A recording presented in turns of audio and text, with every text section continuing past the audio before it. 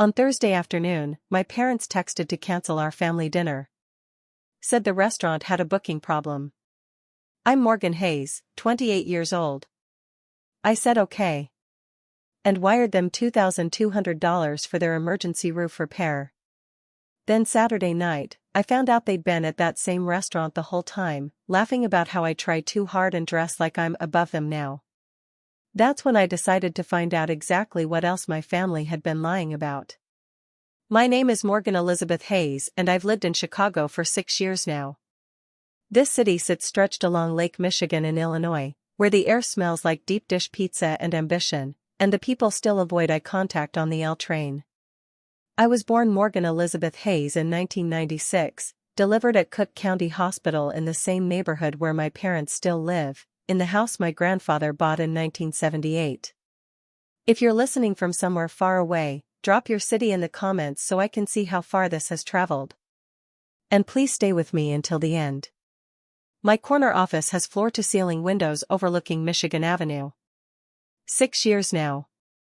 6 years, 3 months, and 11 days, if I'm being exact, and I've learned to be exact in this industry. Success came fast and fierce, the way it tends to come when you work 80-hour weeks and skip every wedding, birthday, and girls' trip to climb the ladder. I was 22 when I landed my first corporate job. 25 when I made senior account manager. 27 when they gave me the VP title. I worked as a barista at Starbucks through community college for 3 years, the opening shift mostly, because it meant free breakfast and coffee for the rest of the day. I also waitressed at Applebee's on weekends, then picked up overnight data entry work when I transferred to state school. Together, I built a life, a good life, a different life. My apartment sits on the 14th floor of a high-rise on North Wells Street, Unit 1402. It's a one-bedroom loft with exposed brick and floor-to-ceiling windows. I insisted on the windows, told the realtor they made the space look successful, like me. The living room opens to a small balcony, and I've got 7 potted plants lined along the railing. I count them every time I water. Succulents, a fiddle leaf fig, and one struggling orchid my assistant gave me for my birthday. In my kitchen, there's a wine fridge, an espresso machine, and takeout menus. Grubhub, DoorDash, the Thai place that knows my order by heart. Everything I need to make it through another 60-hour workweek. I wake up at 5:45 every morning. Not because I have to anymore, I could set my own hours now, but because my body remembers 6 years of proving myself, of being first in the office and last to leave. At 5:45, I'd be reviewing client presentations one last time before the morning meeting started at 7. Now I get up, make my bed with hotel corners, some habits from budget motels never die, and go to the kitchen to start the espresso machine. I drink it with oat milk, 2 shots, sitting on the balcony, watching the sun come up over the skyline. This particular morning, Thursday, February 1st, 2024, I was reviewing quarterly projections when my phone buzzed. The screen said Mom Mobile, not Mom with a heart emoji like it used to be, just Mom Mobile. My mother, Linda Hayes, 56 years old, born April 12, 1967, at the same Cook County Hospital where she had me. She worked as a receptionist at the neighborhood dental office for 28 years before retiring last year. My father, Robert Hayes, 58, worked at the Postal Service sorting facility for 32 years. Together, they still live in that same 3-bedroom bungalow on South Kedzie Avenue, zip code 60629. I remember because I used to write it on every job application, every college form, every scholarship essay. My brother Tyler is 24 now, born November 19, 1999, the surprise baby who came when I was 4. He married Vanessa Chen 2 years ago, September 10, 2022. I remember because I paid for the rehearsal dinner, and my mother said spending that much on one meal was showing off. I told her it was a gift. I set down my laptop and swiped to answer. Hey, Mom. Morgan. Hi. Her voice had that tone, the one that came before she needed something. I'd heard it maybe 20 times in the past 4 years. How are you? We're okay, honey. Your father's back is acting up again, but we're managing. How's work treating you? Busy. Really busy. A pause. Actually, that's kind of why I'm calling. I stood up and walked to the window. The phone pressed to my ear. A pigeon landed on the balcony railing. I moved to Lincoln Park 3 years ago, after my second promotion. The neighborhood sits north of downtown, where the streets are lined with boutique coffee shops and yoga studios, where people walk golden retrievers and push $1,000 strollers. My parents visited exactly once, the weekend I moved in. My mother stood in the middle of my living room, looking at the exposed brick and the chandelier I'd found at an antique market, and said, "Must be nice." Not "congratulations." Not "I'm proud of you." Just "must be nice." My father spent the whole visit asking how much things cost. The rent. The parking space. The building's gym membership. When I told him the rent was $2,400 a month, he went quiet for the rest of the afternoon. On their way out, he hugged me and whispered, "Don't forget where you came from, Morgan." As if living somewhere safe with good lighting meant I'd erased every memory of sharing a bedroom with Tyler until I was 16, of wearing thrift store clothes to school, of eating ramen 4 nights a week to save money for textbooks. I remember when they were proud of me. I remember my mother crying at my community college graduation, telling everyone at the church picnic that her daughter was going to be the first in the family to get a degree. I remember my father driving me to my first day at the marketing agency, a temp position that paid $15 an hour, telling me I was going to do great things. I remember calling them the day I got promoted to account coordinator, and hearing my mother scream with joy so loud I had to pull the phone away from my ear. But somewhere between that job and this one, between $15 an hour and 6 figures, something shifted. The pride turned into something else. Something that felt like resentment wrapped in concern. My mother started making comments about how I was too busy for family now. My father started telling stories at gatherings about how I forgot my roots. Tyler started calling me Corporate Morgan, like it was a joke, but his eyes said it wasn't. The apartment feels emptier than it should for 900 square feet. I have furniture now, real furniture, not the particle board stuff from Target I had in my first apartment. A gray sectional couch. A marble coffee table. A dining table I've used maybe 6 times in 3 years, always for work dinners, never for family. The second bedroom is my office. 2 monitors, a standing desk, file cabinets filled with client folders and contracts. My bedroom has a king-sized bed with a white duvet and too many decorative pillows. Sometimes I look around and think about what my mother would say if she saw it now, how she'd count the pillows and calculate their cost, how she'd touch the duvet and ask if it was really necessary to spend that much on bedding. I haven't invited them back since that first visit. "So what's going on, Mom?"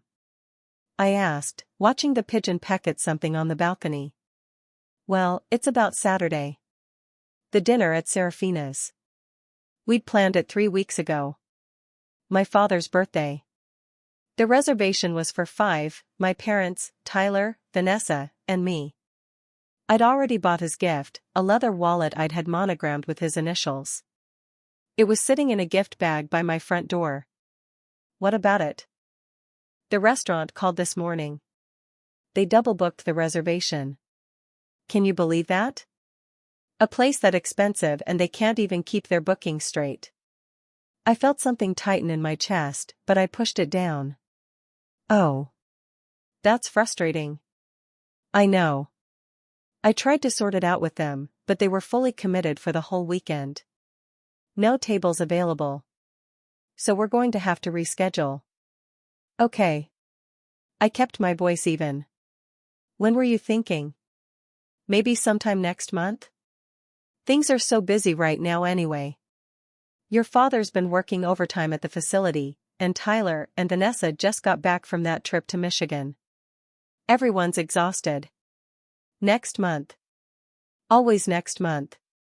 Last year, Thanksgiving got postponed to next month and then quietly never rescheduled. My birthday dinner in June got cancelled because Tyler had a cold, and the makeup date never materialized. Sure, Mom. Next month sounds fine. You're not upset, are you? I know you were looking forward to it. No, it's okay. These things happen. There was a pause, and I could hear the shift coming before she even spoke. The slight change in her breathing, the way her voice dropped half an octave. Actually, honey, since I have you on the phone, your father and I are in a bit of a situation. And there it was. What kind of situation? It's the roof. We had those terrible storms last week, remember? Knocked some shingles loose, and now there's a leak in the attic. We got a quote this morning from Anderson Roofing, the company your father's friend recommended. They can come out tomorrow to fix it before the next rain, but they need payment up front. It's $2,200. My hand moved to my laptop before she even finished talking. Muscle memory. I opened my banking app while she continued. I hate to ask, Morgan, I really do. But with your father's overtime not coming through until next paycheck, and the property tax bill we just paid, we're stretched thin right now. We'll pay you back, of course. Just as soon as. It's fine, Mom. Give me the account information. Are you sure? I don't want to put you out. I'm sure. Text me where to send it. 5 minutes later, $2,200 left my account. Payment sent to Linda Hayes with the memo, roof repair, Dad's birthday present came early this year. She texted back immediately, you're an angel. Thank you, sweetheart. We love you so much. I stared at the message for a long moment, then set my phone face down on my desk and went back to my quarterly projections. Saturday night I was at my desk at 9:47 p.m., reviewing a client presentation that was due Monday morning, when my phone lit up with an Instagram notification. I almost ignored it. I'd trained myself to ignore social media during work hours, to stay focused, to keep grinding. But something made me look. Alicia Martinez tagged you in a post. Alicia Martinez. I hadn't thought about her in years. We'd gone to high school together, sat next to each other in AP English, borrowed each other's notes. We weren't close, but we were friendly. I knew she still lived in the old neighborhood. I knew she had 2 kids now. I knew she worked at. My stomach dropped before my brain could catch up. She worked at Serafina's. I opened Instagram with shaking hands. The post loaded slowly, the image appearing in pieces. First the table setting. White tablecloth, elegant glassware, candlelight. Then the champagne flutes. Then the faces. My mother. My father. Tyler. Vanessa. They were laughing. My mother had her head thrown back, mid-laugh, her hand on my father's arm. Tyler was raising his champagne glass to the camera. Vanessa was leaning into him, smiling that perfect smile she always had in photos. My father was in the middle, looking happier than I'd seen him look in years. The caption read, "Love serving my favorite regulars. Family celebrations are the best. Clinking glasses sparkles #Serafina Saturdays #birthday dinner #family first." The post was timestamped 7:23 p.m. 2 hours ago. I read the caption again. Favorite regulars. As if they came here often. As if this was normal. I scrolled through the comments. Vanessa had already responded with 3 heart emojis. Someone named Jennifer had written beautiful family. My mother had commented, "Thank you for making tonight so special, Alicia." The service was impeccable as always, red heart. As always. I clicked on the photo to enlarge it, studying every detail like I was analyzing a client's competitor research. The table was set for 4. 4 plates. 4 champagne glasses. 4 napkins folded into elegant peaks. There was a small birthday cake in the center with candles lit, chocolate with gold lettering I couldn't quite make out in the photo. My father was wearing the navy blue polo shirt I'd bought him for Christmas. Tyler had on a blazer I'd never seen before. They looked dressed up. Celebratory. They looked like a family having dinner together. The family dinner that was cancelled because of a booking problem. I took a screenshot.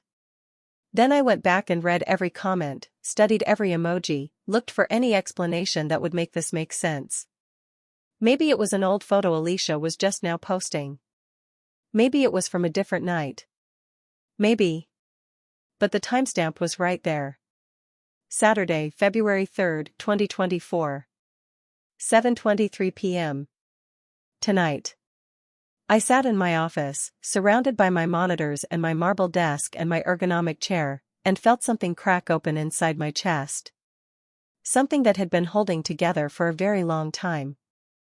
I didn't sleep Saturday night. I sat on my couch with my laptop open, staring at that photo until the faces blurred together. At 3 a.m., I made a list of possible explanations. At 4 a.m., I deleted the list. At 5 a.m., I took a shower and got dressed even though it was Sunday and I had nowhere to be. At 9:03 a.m., I called Serafina's. The phone rang 3 times before someone answered. Serafina's, this is Gabriella speaking. How may I help you? My hands were shaking so badly I had to press the phone between my shoulder and ear. Hi, yes. I had a question about a reservation. Of course. What's the name? Hayes. It was for Saturday night. Last night. I heard typing. Oh yes, the Hayes party. Table for 4. They're actually regulars with us. Beautiful family. Was everything satisfactory with their dinner? The floor tilted underneath me. Yes, I'm sure it was fine. I actually wasn't there. I'm calling because I thought there was a booking issue?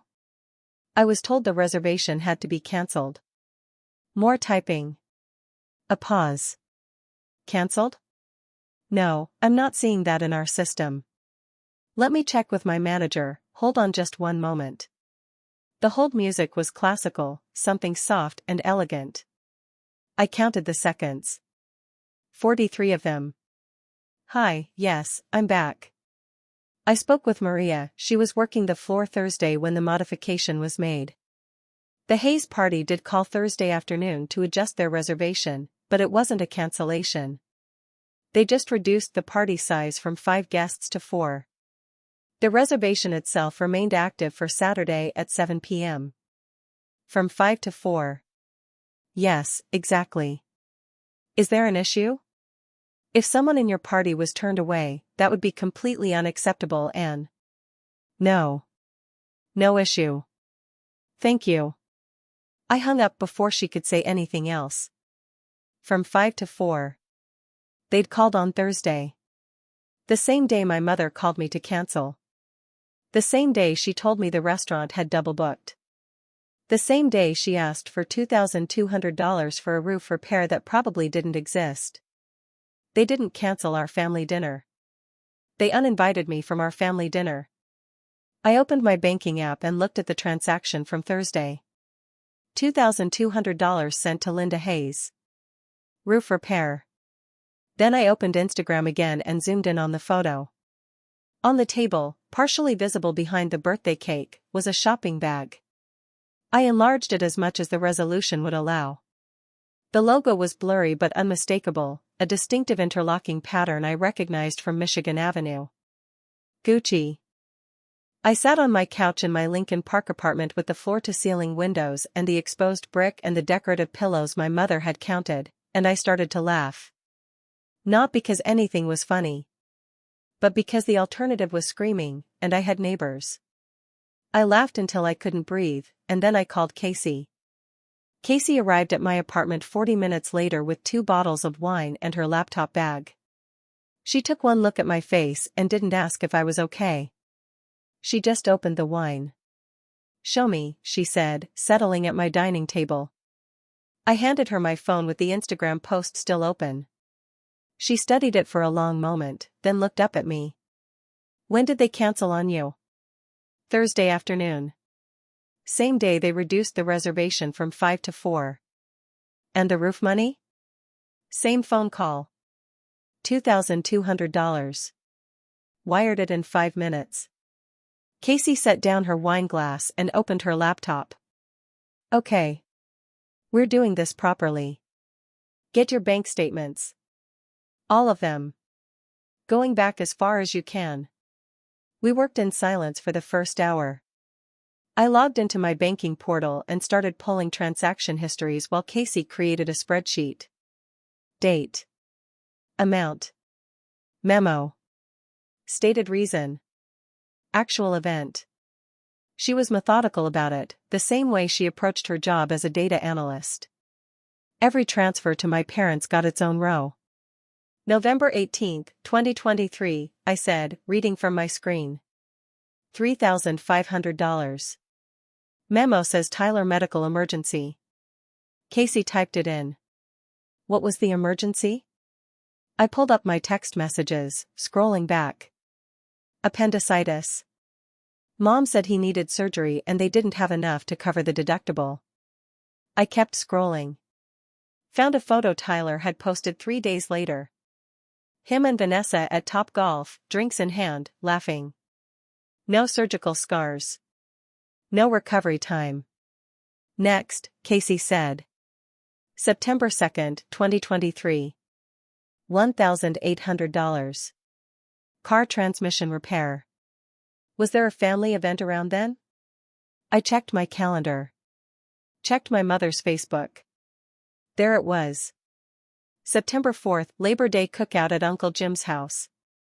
Photos of my whole family around a picnic table. Photos I wasn't tagged in. Photos I hadn't known existed until right now. We kept going. The spreadsheet grew. August 12, 2023.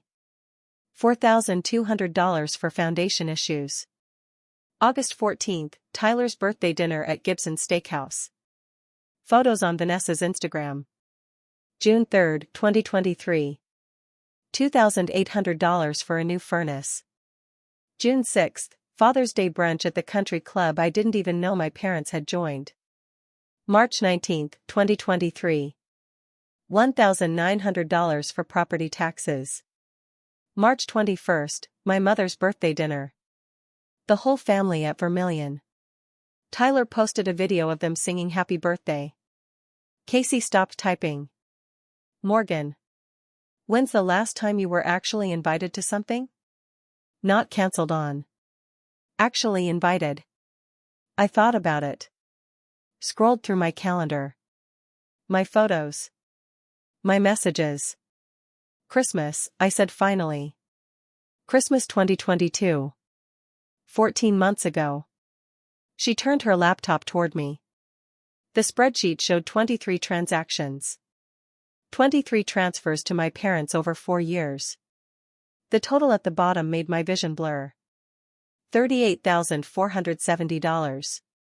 Every single one within a week of a family gathering I'd been excluded from. Casey poured us both more wine. We were going to need it. Let's go chronological, she said. Start from the beginning.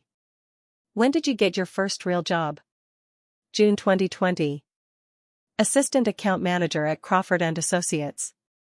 $52,000 a year. I thought I'd won the lottery. And when did the request start? I scrolled back through my bank statements, going deeper. Past 2023. Past 2022. Into 2021. Here. July 14, 2021. $850. Memo says help with utilities. Casey pulled up Facebook on her phone. What was happening in your family then? I checked my mother's profile. My father's. Tyler's. Then I found it. July 17, 2021. Photos from Navy Pier. The whole family at the Shakespeare Theater. My mother had posted, beautiful evening with my boys. So grateful for family time. Red heart. Her boys. Tyler and my father. Not her daughter. What else? Casey asked. We went through them one by one, and with each transaction, a pattern emerged so clear it felt like being punched in the stomach repeatedly. October 8, 2021. $1,200 for emergency dental work for my father. October 10, 2021. Family photos at Tyler and Vanessa's engagement party at some vineyard in Michigan. I found out about the engagement 3 weeks later in a group text. December 20th, 2021. $2,400 for Christmas expenses. Things are tight this year, honey. December 25th, 2021. Christmas morning photos. Everyone in matching pajamas I'd never seen before. A pile of presents under a tree. My mother's caption, blessed beyond measure. Best Christmas yet with my favorite people. I wasn't in a single photo. I'd spent Christmas alone in my apartment with Chinese takeout, telling myself they'd probably just forgotten to include me in the pictures. February 9th, 2022. $1,600 for furnace repair. February 14th, 2022. Valentine's Day dinner. The whole family at Gibson's Italia. Tyler posted a photo of a lobster tail the size of my forearm with the caption, Family V-Day dinner hitting different. Thanks Mom and Dad. Lobster. April 2nd, 2022. $3,200 for roof repair, the first roof repair, apparently there'd been multiple. April 5th, 2022. My mother's 55th birthday party. Not at a restaurant.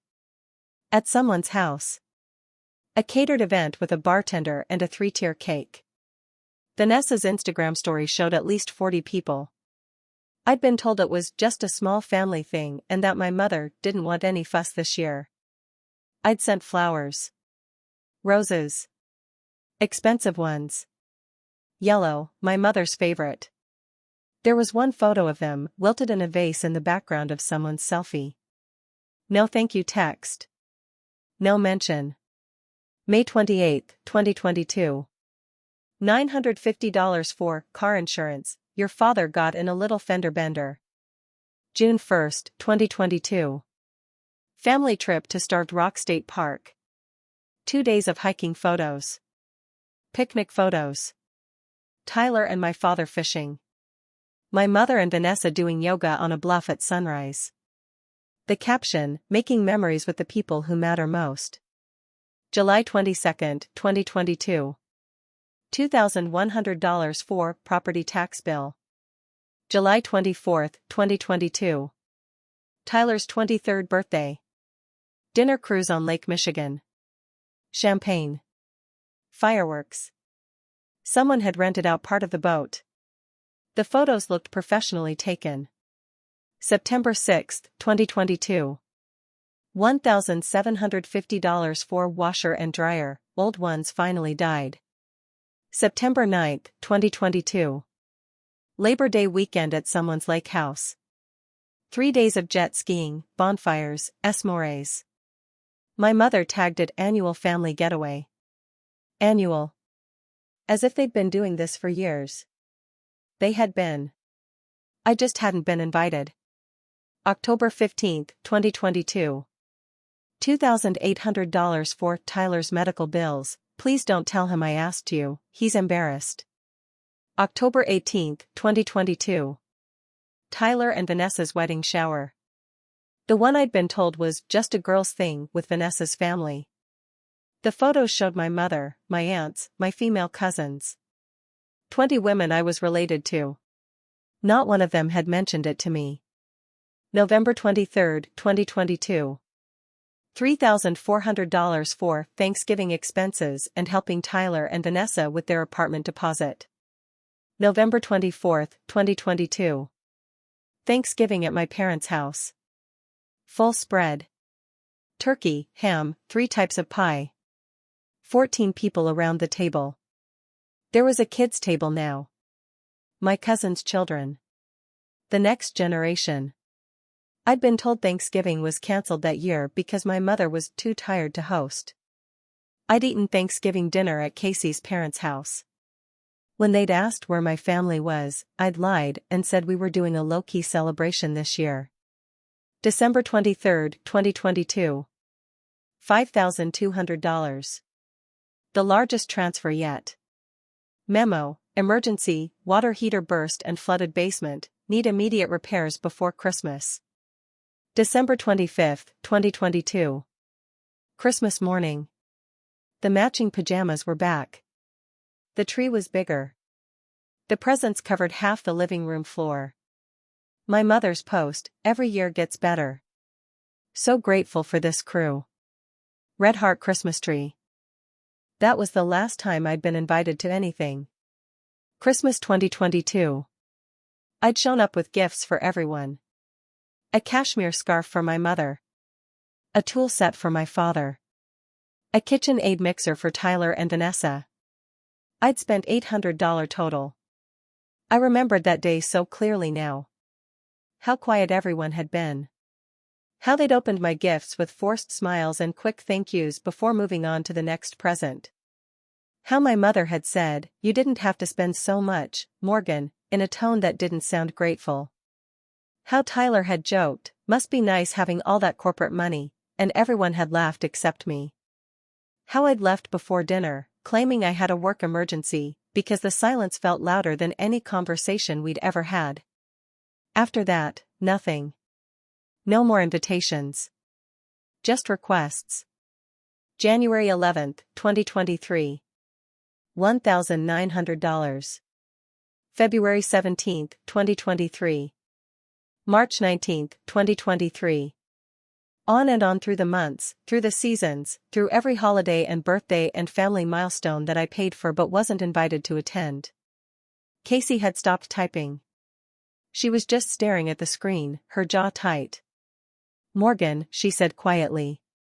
"This isn't family. This is a business transaction. You're not their daughter. You're their ATM." I looked at the spreadsheet. 4 years of rows. 4 years of transfers. 4 years of emergencies and unexpected expenses, and "We'll pay you back, honey, we promise." 4 years of buying a seat at a table that was never set for me. "They've been doing this since I got successful," I said, my voice hollow. "Since I moved to Lincoln Park. Since I started making real money. They didn't pull away because they resented my success. They pulled away so they could monetize it without the guilt of looking me in the eye." Casey reached across the table and grabbed my hand. "What do you want to do?" I thought about my mother's voice on the phone. The practiced tone of concern. The seamless transition from canceling our dinner to asking for money. I thought about my father's birthday dinner that I'd funded but wasn't allowed to attend. I thought about 23 transactions and 0 invitations. "I want to know what they really think of me," I said. "I want to hear them say it." We sat at my dining table until the wine bottles were empty and the sun had set over Lake Michigan. Casey's laptop glowed between us, that spreadsheet still open. $38,470 in neat, organized rows. 4 years of my life reduced to cells and formulas. "You could just text them," Casey said, playing devil's advocate the way she always did when I needed to think clearly. "Screenshot the spreadsheet. Send it to the family group chat. Let them know you know." "And then what? They deny it? They make excuses? My mother cries and tells me I'm misunderstanding?" I shook my head. "They'll spin it. Make me feel guilty for even questioning them. I'll end up apologizing for being suspicious. You could demand the money back. Get a lawyer. This is financial exploitation. You have documentation." I laughed, but it came out bitter. Take my parents to court. Can you imagine? I'd be the villain in that story. The rich daughter who turned her back on her struggling family over money. Every aunt, every cousin, every family friend, they'd all side with them. I'd be the ungrateful one who forgot where she came from. "Okay, so what then? You just walk away? Cut them off cold?" I considered it. Blocking their numbers. Changing my address. Disappearing from their lives the way they'd been slowly erasing me from theirs. Clean. Simple. Final. But it felt incomplete. Like leaving a book unfinished. I'd spent 4 years confused, wondering what I'd done wrong, why I wasn't enough, why my family kept me at arm's length while taking my money. I'd blamed myself. Thought maybe I'd become too different, too corporate, too much. I'd twisted myself into knots trying to figure out how to bridge the gap between who I was and who they wanted me to be. And all along, they'd known exactly what they were doing. I need to hear it, I said finally. I need to hear them say what they really think of me. Not what they tell me on the phone when they're asking for money. The truth. Casey leaned back in her chair. How? I pulled up my mother's Facebook. Scrolled through her recent posts. There was a pattern there too, one I'd never noticed before. Every Sunday morning, like clockwork, she posted photos from their weekly family brunch. Sometimes at their house. Sometimes at IHOP or the local diner. But always the same people, my parents, Tyler, Vanessa, occasionally my Aunt Dorothy and Uncle Jim. They have brunch every Sunday, I said, showing Casey the posts. 10 a.m. This week it's at my parents' house. You're going to crash their brunch? Not crash. Observe. The plan was forming as I spoke. My father never locks the back door. He thinks it's paranoid to lock doors during the day. I used to let myself in all the time when I'd visit. When you were invited to visit. Exactly. But they don't know I'm not invited anymore. As far as they're concerned, I still think we're a normal family that just hasn't been able to sync schedules. Casey was already seeing where I was going. You want to get there early. Before they gather. Listen to what they say when they think you're not around. The house has that long hallway from the back door to the kitchen. If I come in quiet, position myself there, I can hear everything. They won't see me. Morgan, Casey paused. This is either the smartest thing you've ever done or the thing that's going to break your heart completely. My heart's already broken, I said quietly. I just need to know exactly who broke it. We spent the next hour planning like we were preparing for a corporate presentation. Casey pulled up the layout of my parents' house on Google Maps, a skill she'd developed during her brief stint in real estate before moving to data analysis. We mapped out the approach. The back gate. The patio. The mudroom. The hallway. What if someone sees you? Casey asked.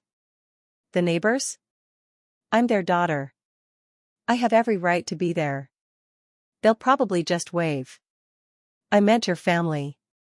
Then I guess the observation period ends early and we move straight to confrontation. I took a breath. Either way, I get my answers. Casey closed her laptop. I'm going with you. No. Morgan. This is something I need to do alone. But I need you on standby. I'll keep my phone on silent in my pocket. If anything goes wrong, if I need an out, I'll text you and you call me with a fake emergency. What kind of emergency? I don't know. Client crisis. Building fire. Use your imagination. She didn't look happy about it, but she nodded. What time? They usually start gathering around 9:45. I'll get there at 9:30. Give them time to settle in, start talking, forget to watch what they're saying. And if you hear something you can't unhear? I thought about that spreadsheet. About 4 years of transfers.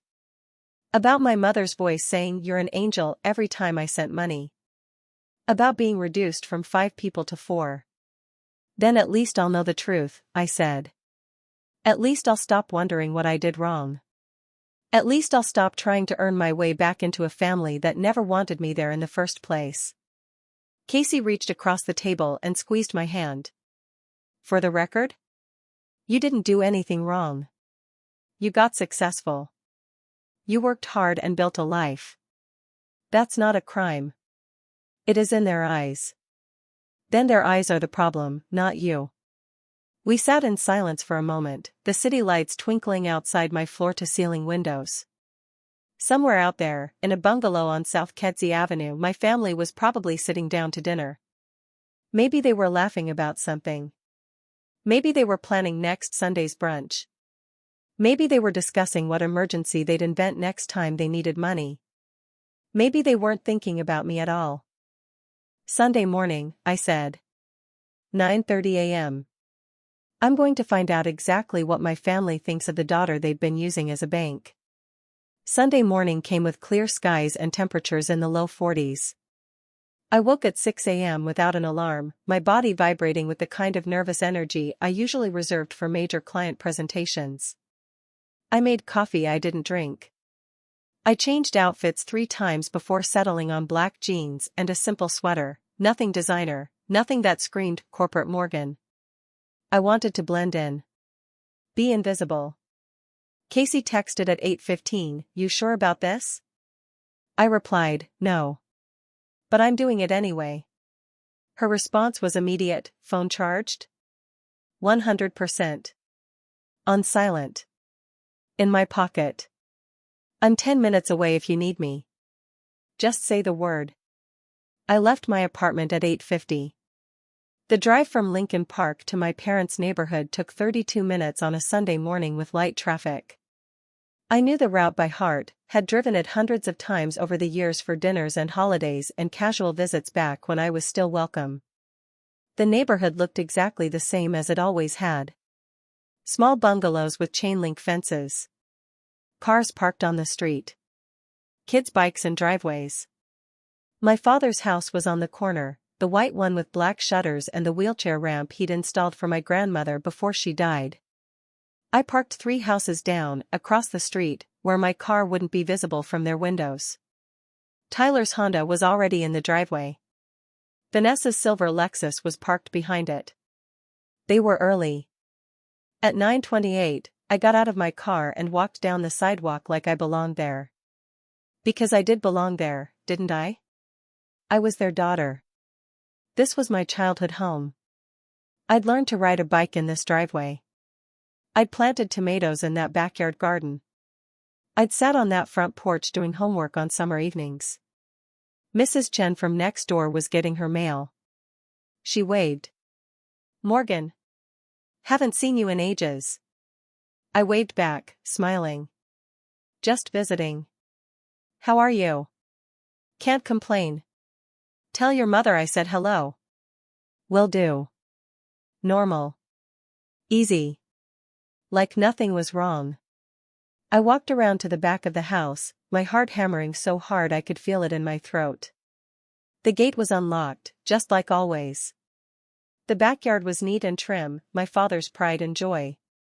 The tomato stakes were still up from last season, waiting for spring planting. The back door was white UPVC with a window at the top covered by a lace curtain my mother had hung 20 years ago. I tried the handle. It turned. Of course it did. My father never locked it. "We're not in the city, Morgan," he'd told me once. "People around here look out for each other." I stepped inside. The mudroom smelled like laundry detergent and my mother's vanilla candles. I closed the door silently behind me, careful not to let it click. I could hear voices coming from the kitchen, muffled but distinct. Laughter. The clink of dishes. I took off my shoes, left them by the door, and moved in socked feet down the hallway. The house had the same layout it always had. Mudroom. Hallway. Bathroom on the left. Linen closet on the right. Then the hallway opened up into the kitchen and dining area. If I stayed in the hallway, just before the opening, I could hear everything without being seen. I pressed my back against the wall and held my breath. "Should be here any minute," my mother was saying. I told Dorothy 10, but you know how she is. "Did you make enough pancakes?" That was Tyler's voice. "There's plenty." "Morgan, can you grab the syrup from the pantry?" My heart stopped. Then I realized she was talking to Vanessa. They'd started calling her Morgan? No, wait. She'd said honey, not Morgan. I'd misheard. "Here you go, Linda." Vanessa's voice was bright, cheerful. "Thank you, sweetie." "Tyler, tell your father breakfast is ready. He's been in the garage for the past hour messing with that lawnmower." Footsteps. Tyler walking toward the back door. I pressed myself flatter against the wall, barely breathing. He passed within 6 feet of me, never looking toward the hallway. The back door opened and closed. I love these Sunday brunches, Vanessa said. It's so nice having family time without. She stopped. The silence stretched. Without what? My mother asked. Nothing. Never mind. No, say it. Without Morgan? My chest tightened. Vanessa laughed, uncomfortable. I wasn't going to say that. It's okay, honey. We're all thinking it. My mother's voice was casual, like she was commenting on the weather. It's just easier this way. Less complicated. I mean, I feel bad sometimes, Vanessa said. She is Tyler's sister. And she's welcome anytime, my mother replied, her tone taking on that defensive edge I knew so well.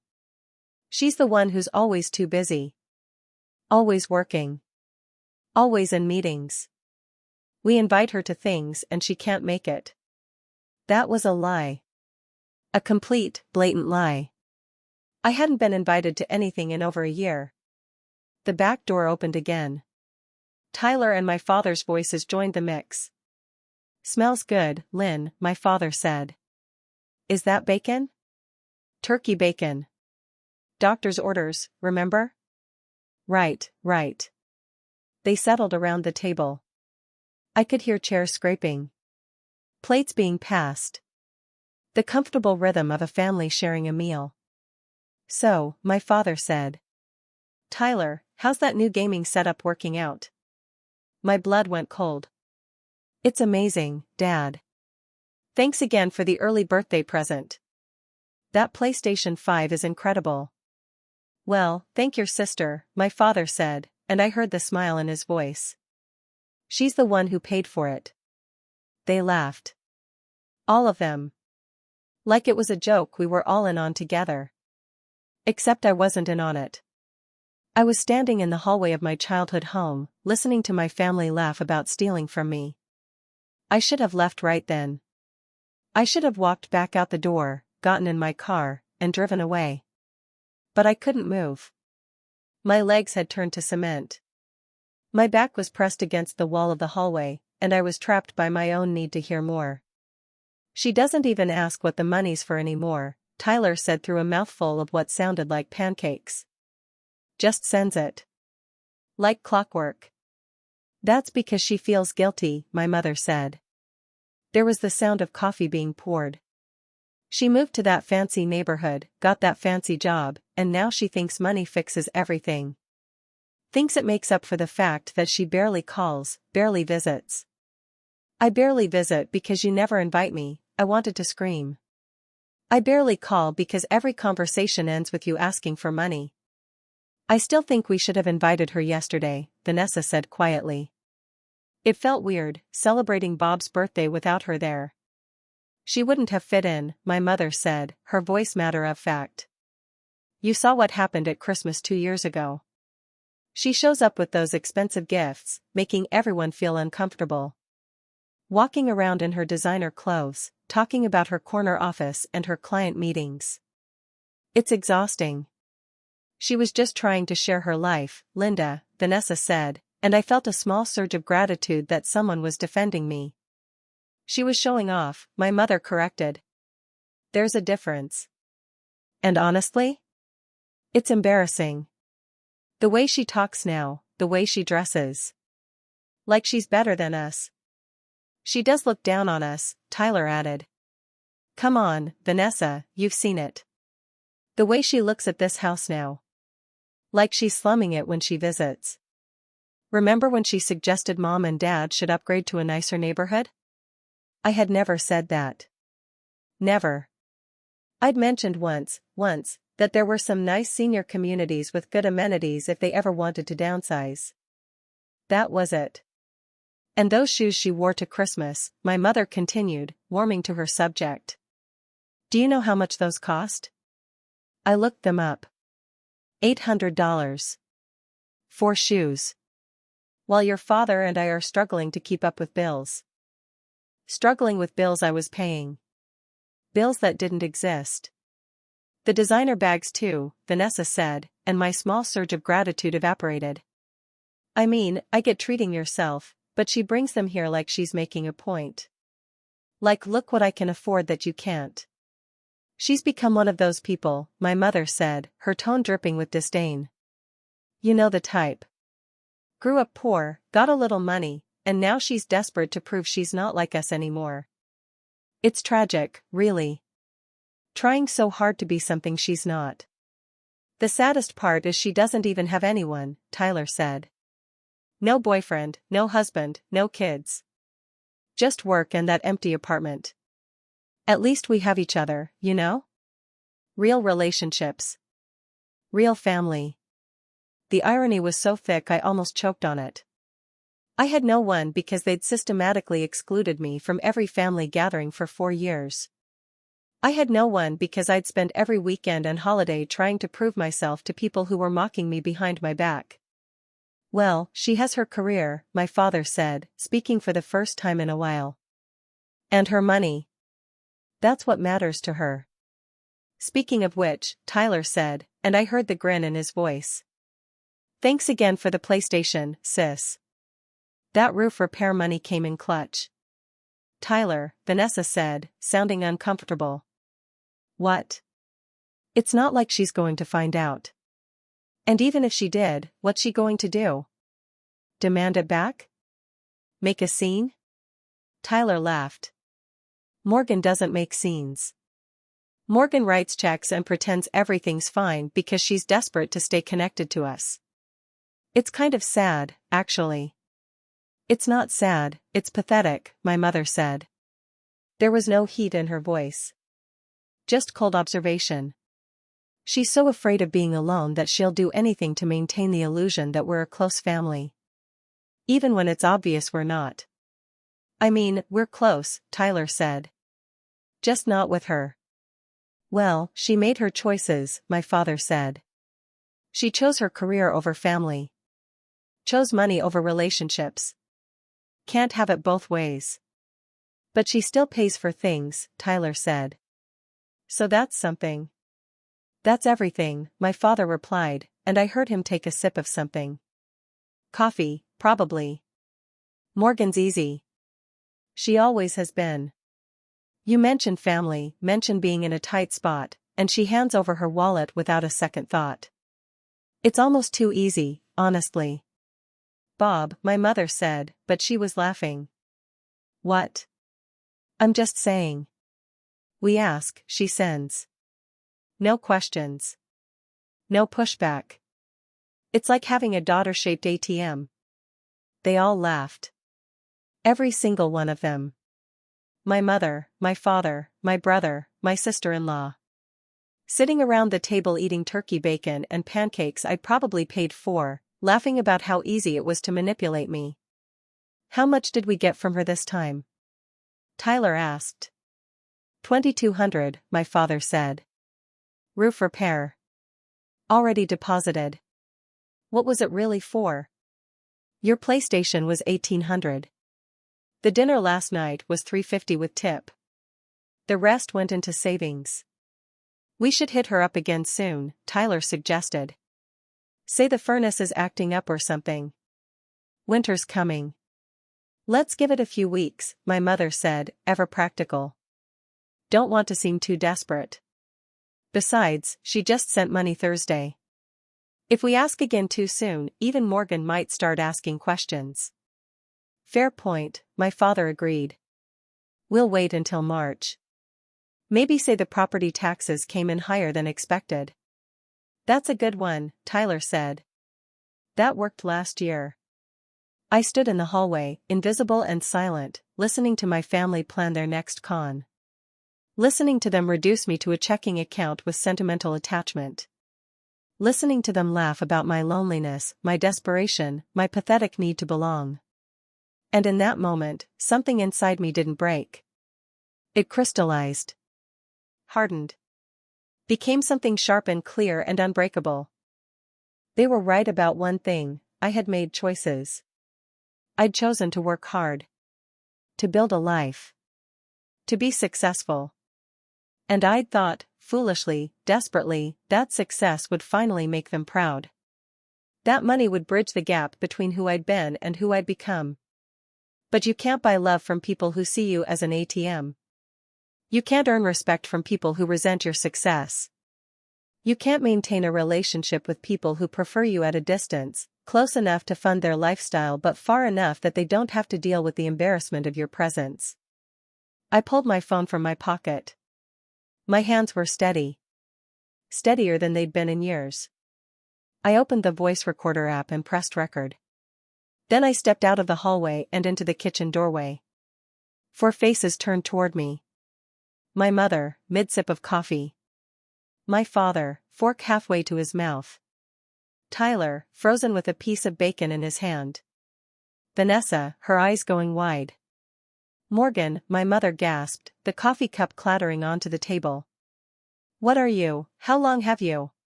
"Long enough," I said quietly. The silence in that kitchen was absolute. The kind of silence that comes right before everything changes forever. I held up my phone, still recording. I heard everything. The PlayStation. The planning. The daughter-shaped ATM. I looked at each of them, one by one. "I just wanted to thank you, actually. For finally being honest. It's the first real thing you've said to me in 4 years." "Morgan, sweetheart, this isn't," my mother started. $38,470, I said, cutting her off. "That's how much you've taken from me since 2021. 23 separate transfers for emergencies that never existed. And you know what? I would have given it to you anyway. If you'd just been honest. If you'd just said, we want to have family dinners without you, but we'd still like your financial support, I probably would have sent the money just to keep some connection to you." My father stood up. "Now wait just a minute. But instead, you lied. You invented emergencies. You canceled plans with me so you could celebrate without me. And worst of all, you made me think it was my fault. Made me think I was the problem. Made me twist myself into knots trying to figure out what I'd done wrong." "You did do something wrong," Tyler said, finding his voice. "You act like you're better than us." "No," I said. "I act successful because I am successful. I worked 3 jobs to put myself through school. I lived on ramen and hope. I earned everything I have. And you resent me for it instead of being proud." "We are proud," my mother started. "You're not. You're embarrassed. Of my clothes, my job, my apartment, my shoes. You're embarrassed that I got out. That I built something. And instead of being happy for me, you decided to punish me for it while simultaneously profiting from it." I turned to leave, then stopped. "I'm not asking for the money back. Consider it a gift. Payment for the most valuable lesson you could have taught me, that family isn't about blood or obligation. It's about mutual respect. And we don't have that." "Morgan, please," Vanessa said, tears in her eyes. "Let's talk about this." "There's nothing to talk about. You've all made it very clear how you feel. I'm just finally listening." I walked back down the hallway, put on my shoes, and stepped out into the morning sunlight. The air smelled like February in Chicago, cold and clean and full of possibility. My phone was still recording when I texted Casey, "I'm ready to go home now." She responded immediately, "Your place or should I pick you up?" "My place," I typed back. And then, after a pause, "the one I actually belong in."